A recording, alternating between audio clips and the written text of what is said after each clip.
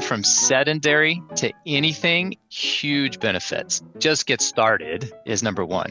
The second part, I think, is making it consistent. So regardless of where you start or what you do initially, again, it should be something that is accessible, something you look like you would enjoy doing. It's the showing up every day. Over a lifetime, that's the thing. You're in it for the long haul. Start where you are.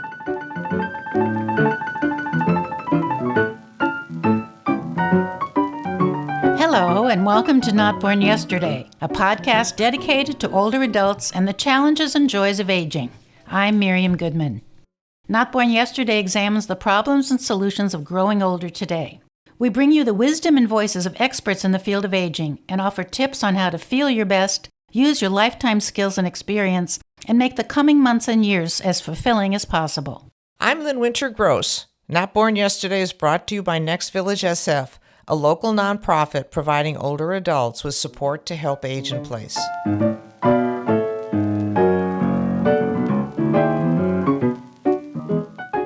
Today on Not Born Yesterday, we are getting physical. We're talking about the importance of strength training, specifically why lifting a few weights, using resistance bands, or just doing body weight exercises might be one of the best things older adults can do for our health.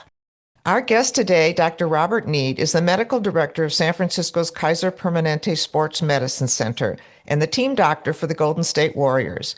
He's been working with older adults for years and says that while many of us think a few good cardio workouts a week is enough, it's not. We need to add strength, balance, and flexibility training to stay healthy. It's not just about building our biceps, although that would be nice. Strength training helps improve balance, bone health, mobility, and even our moods, and it's never too late to start. Dr. Nied, welcome to Not Born Yesterday. Thank you for inviting me.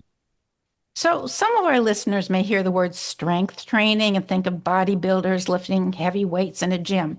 So they're scared of it. So why should older adults have to start lifting weights? So I think for a long time, that's exactly the public perception, was that working out or going to the gym was in the purview of elite athletes or bodybuilders. But that's actually not really what we're talking about here. We're talking about simply using your muscles, strengthening your muscles so that they can functionally do the things that you want to do to live an independent life. I mean, that's fundamentally, I think, the way that you want to think about it. As we get older, naturally, our muscle strength tends to decline, our muscle size tends to decline. And those are things that can be reversed simply by using them in an intentional way. I think for most of us, as we age, we think more about the functional part. That's the strength part. Whereas the bodybuilders, of course, are looking for the aesthetic part of it, of looking big. So I think that's a first fundamental thing for us to remember is we're not trying to get big and look like a bodybuilder. We're trying to be strong so we can be athletes. Can you give us a description of what some of the strength training exercises for older adults include? So I think about strength training as a couple of different core exercises. And if you look in the literature, this is how it often gets phrased. It isn't necessarily the specific exercise you do, it's the function or the form that you're looking for. Meaning, I want to do a strengthening exercise that allows me to stand up. I want to do a strengthening exercise that allows me to bend over and pick something up. I want to be able to get something off the top shelf. If you think of it in that paradigm, we're really thinking about, I need to do a hinge type exercise that's sort of bending over at the waist or working on your hamstrings. I need to do a squat type of an exercise that's standing up from the ground, getting up from a chair, going up and down stairs. I need to do something that's a push. I need to do something that's a pull. And I need to do something that's for my core, because all movement is based in the core. Your limbs have to move off the scaffolding. That's your central core. So really 5 areas of exercise that you want to do. What you do in each of those can be incredibly variable, depending on what your goals are, where you're starting from, what equipment you have available, what injuries you have historically that you need to address. So there's lots of different ways you can do strength training within that paradigm of 5 areas I want to focus on. Why don't we start with those 5 areas one at a time, and maybe people will be inspired to do all this, because I know there's a lot of naysayers out there. Yeah, it might be worth taking a step back and kind of looking at what are the recommendations around strength training. So if you look at the CDC or US Preventative Task Force or these different big organizations that talk about how much exercise should American get. So most of this is well known, 150 minutes of aerobic exercise per week, 75 minutes if you do it more intensively, and 2 days a week of strength training. So that's the traditional thought process is twice a week, I'm going to do something that's a dedicated focus on strength.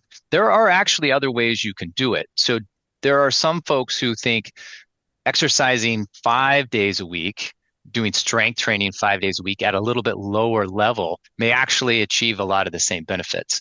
But if we think about, I'm going to do it in a structured way that's maybe twice a week, I'm going to go and deliberately do some form of exercise. Those would be the five core areas we talked about. So a press is a push up. It's a doing anything where you're sort of pushing forward with your arms, again, starting where you feel comfortable. So if you've never done this exercise before, you might start simply by standing facing the wall and do a push up off the wall. Right? That's something that most of us can do. If it's a squat, you might think about just sitting up and down from a chair. That's a very simple thing to do. Try not to use your hands. If you're a little bit more advanced and you're worried about form, and we'll get to talking about the importance of form and repetition, because that really is the key to making these things functional for us, not just power, but actually how do I translate this to living an independent life? An easy way to do that is put your hands on the wall and sit down with the hands still touching the wall. So that keeps you in a straight up and down kind of a neutral position. So body weight exercises, great place to start. Then as you get stronger, you might start incorporating light weights or bands or more dynamic stability. You had asked about how hard or how do we know how much to do. I have 3 rules about exercise, and these started with rehabilitating athletes after they've been injured, but I think they translate very nicely to people in general. So I see in my clinic, most of the people that come to see me are recovering from something or they're training for something. But I think across the board, even in my family medicine practice, this was good advice. So rule number 1 is don't get hurt. This is always the first rule. You shouldn't do anything that leads to an injury or exacerbates an injury that you have.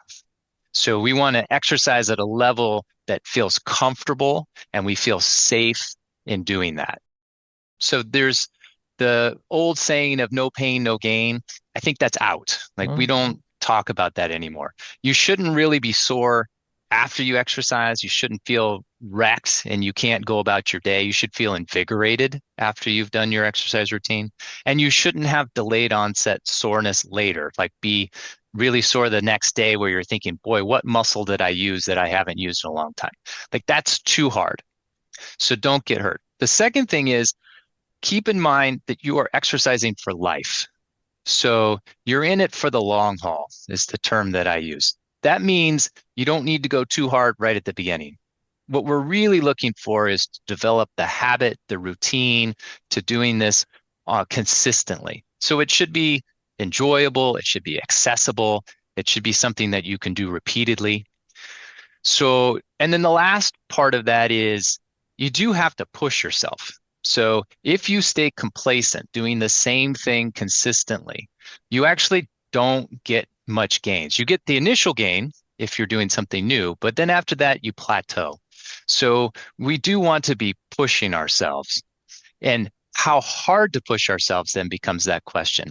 And there's different ways I've heard this frame. Probably the best one I've ever heard is Pavel Sasulin, who's a famous strength coach. And he says you should use a weight that you respect, but you don't fear. So the way I think of that is I'm going to push myself today, but I'm not worried about breaking rule number 1. I'm not going to hurt myself, but I'm going to challenge myself a little bit. That's probably the right zone that we're looking for. So don't get hurt. Do something you can do repeatedly, but push yourself. When you say no pain, no gain, I remember when I was skiing, and if you had a ski accident, it always was ski on it, get back on that mountain Uh, and ski on it. And since then, I've heard, no, that's not what we're supposed to do.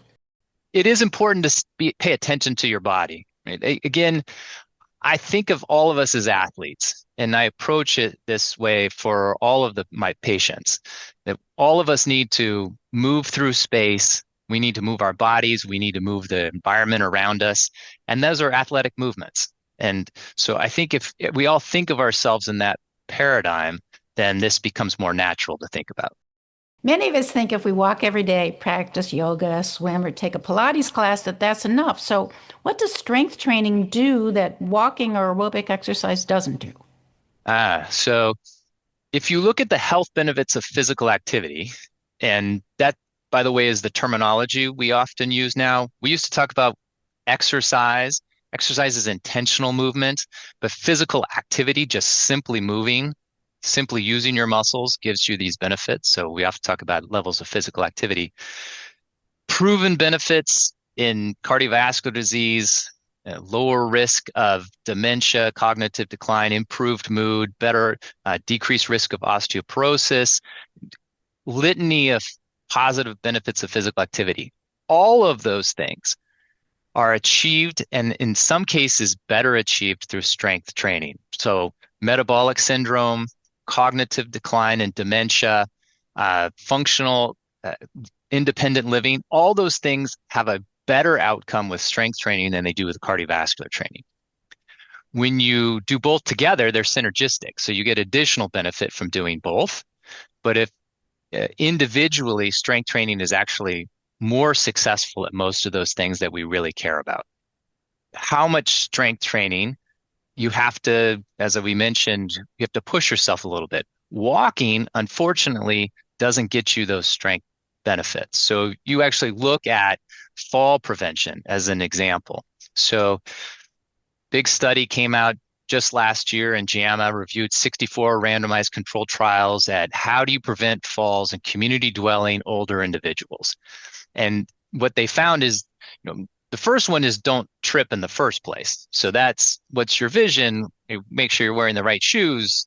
What's your environment like? Once you've caught your foot or misstepped, the next part is catching yourself. And the way you prevent that or improve that is through strength and balance training, usually in combination. So those two together work better than resistance or strength training on its own. That's things like Tai Chi, yoga. Walking turns out to not actually help. So I think walking is a great exercise. It's readily available. It's the easiest thing we can do, but I would think of it as a cardiovascular exercise, not as a strength training exercise. And by the way, as long as we're thinking about walking, moderate activity, right? We're looking for moderate intensity for cardiovascular benefits. How fast do you need to walk to qualify as moderate activity? It's about 3 miles an hour. So that's a 20-minute mile pace. So if walking is your form of cardiovascular exercise, which is a fantastic exercise, you'd be walking at about a 20-minute pace. So again, we're sort of pushing ourselves, not just meandering. So that's for older adults as well. That's for everybody. That holds true for a lifetime. So, a lot of people have been to gyms and see all these machines that help you do things like strength training. And then other people have used bands, exercise bands. So, how does somebody know which to choose? Do they do that? Do they do free weights? Do they do machines? Your muscle is agnostic. So the muscle is going to respond to the stimulus you put into it. So I think how you do it goes back to the who are you? What are your goals? Where are you starting from? What do you have available? What injuries in the past do you need to be conscientious of and protect against? So whether it's free weights, body weight, bands, machines, all of those can be effective. One thing to keep in mind is you get more bang for your buck when you do compound movements as opposed to single muscle. So if I do, let's say, a pull-up, and you can do pull-ups simply by hanging, or you can use your legs to help you so that you're doing it but not carrying all your body weight, which can be really hard on your shoulders, of course. You're using your biceps, you're using your grip strength, you're using your latissimus, you got to engage your core. So lots of muscles are being used in these kind of compound movements. Versus if I go to a machine that's just a a biceps machine, for example, I'm only using one muscle. So always better to err on compound movements if you can. Now, if you have an injury that you're rehabbing or you have a joint that in particular you have to protect, you might need to use a machine. You can't, if you have a back that you're still rehabilitating because you threw it out, you can't really do a squat. You're going to need to do a leg press machine where your back is stabilized. So you can modify depending on the issues that you have. But fundamentally, the muscle doesn't care. Use what you have. It seems like we need to get a private trainer to help us figure Uh, out what to do. I actually recommend that often for people who are coming in, especially if they're untrained. We have a lot of conversations about not getting hurt. Remember, rule number one was don't get hurt. My first rule is don't let your grandchild teach you how to skateboard. And I use that as the example of you wouldn't go and do something that was challenging, that has a risk for injury without having some instruction. The second thing is you got to know how to do, if you're going to do complex movements, you need to know how to do each component part. I gave a talk at a health fair about a year ago, and so they asked me to come talk about injury prevention. And in the lead up to it, they had an exercise class. So they had this CrossFit class going, and they ended with doing a whole bunch of burpees for time. So for those of you who don't know, a burpee is this combination exercise where you jump down, you do a push-up, you jump back to a squat, you do like a jumping jack, and then you kind of do this in a sequential motion. And burpees are fantastic exercises. The problem is there's a whole bunch of individual parts, and if you aren't doing them well, you're going to injure yourself. So I think it's important that you break down and do each component part, feel comfortable with each component part, and then you advance. Remember, rule number two was you're in this for the long haul. Don't think I need to do burpees because that's a great cardiovascular exercise. I've got a lifetime to learn how to do these complex movements. I'm going to start with what I can do today. So, personal trainer is a great idea, especially when you're first getting started. Make sure you go with someone who is maybe ACSM certified in doing physical training, athletic training for an older population. That's a certification they can get. That'll help you know that this person knows what they're doing. And then follow those rules. If they're asking you to do something that you don't feel safe doing or something that isn't accessible to you, then maybe that's not the right person. So if a listener wants to start today, what's the first thing they should do? Start. I mean, that seems like a simple statement, but if you look at the health benefits of physical activity and of strength training, there's this curve, right? As you do more, the benefits accrue, and then it kind of platforms off. It curves off at the end, and we can talk a little about how much is too much. But the biggest bang for your buck is that first part, going from sedentary to anything, huge benefits. So just get started is number one. The second part, I think, is making it consistent. So regardless of where you start or what you do initially, again, it should be something that is accessible, is something you look like you would enjoy doing, etc. It's the showing up every day. Over a lifetime, that's the thing. So I think getting started is you're in it for the long haul. Start where you are. Start with small steps, stages of change. It's make the small incremental steps and then get in the habit. Again, we started with the do what is accessible to you, do what makes sense for you. The guidelines say exercise twice a week and discrete things. But we know that if you do it in conjunction with your cardiovascular fitness, that's better. So adding weights into things that you do, that can be one way to make it more challenging.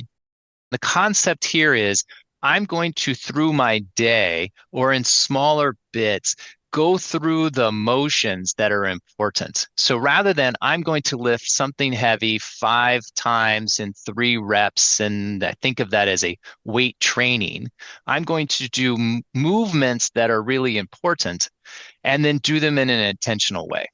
You're going to get up after this, take your headphones off, and you're going to go for a walk. Pick up the weight and do it as a farmer's carry. So a farmer's carry means you carry the weight in one hand. That offsets your core, forces you to keep the core strong. It's going to put some weight into your arm, and it's going to put some weight into your legs. So a farmer's carry is a really nice exercise that you could do 4 or 5 times today, simply by picking that weight up when you get up to move to a different place in your house.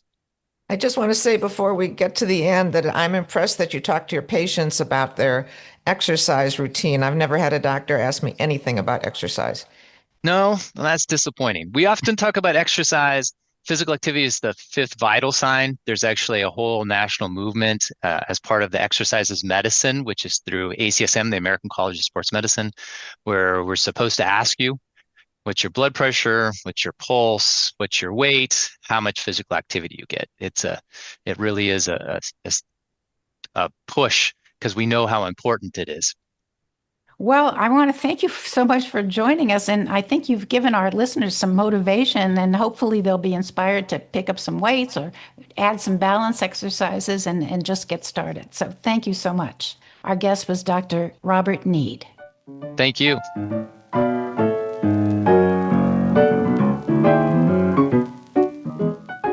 Today on News You Can Use, here's something simple but really important. Checking in on older adults who live alone or contacting a friend's family in case of emergency. Many of us have new friends we made after our children were grown, or we've moved to a new place and we aged and don't know a lot of people very well. Our adult children or partner may not know them, and we may not know their children or partner. Think about the various social groups, your book group, your walking friends, your golf and tennis buddies. Perhaps you have known some of them for years, but there may be new members too. If they fall when walking with you, after you call 911, do you know how to reach their loved ones? Perhaps this isn't a problem if the person is conscious or has a cell phone with them and they can tell you the password to open it. But what if the adult child's last name is different from your friend's? Or maybe your injured friend is estranged from that family member and is not the right one to call. How will you know who to call? Lynn and I have been talking about this, and we think older adults should have a list of people to check in on, whether daily or every week or so, and be on someone's list to be called. Many of us wear smartwatches or other safety items that send an alert in case of a fall, but what if we aren't wearing one of those when we fall, or it doesn't activate? For people living alone, it's a good idea to have a check-in call every day, just to be safe. You may not like the idea of having a friend or family member call you every day, but it could save your life. And if you're living alone, don't be shy about asking for regular check-ins. Create a buddy system. Maybe trade check-in calls with a friend. Think of it like an old-school phone tree. It's about looking out for each other. A 5-minute call could be the highlight of someone's day or even a lifesaver. So at your next book, group, or bridge game, ask each person to fill out a card or write on a simple piece of paper the name of the person who should be called in case of emergency. Copy the sheet, be sure each member has a copy, and stick it in your wallet. To be extra safe, sign up for one of those many apps that make daily check-in calls. The app will have a contact list to notify if you don't respond to their scheduled calls. We're not endorsing any of these, but if you want to see what is available, check out Snug, Just Checking In, I Am Fine, or Life 360 for starters. Remember, it only takes a few minutes to set something up, but it could save your life or the life of a friend.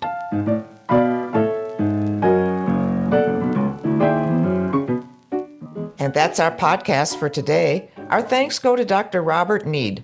You can learn more about Next Village SF at their website, nextvillagesf.org. Our theme music is from Hook Sounds, and Jason Dahlstedt is our engineer.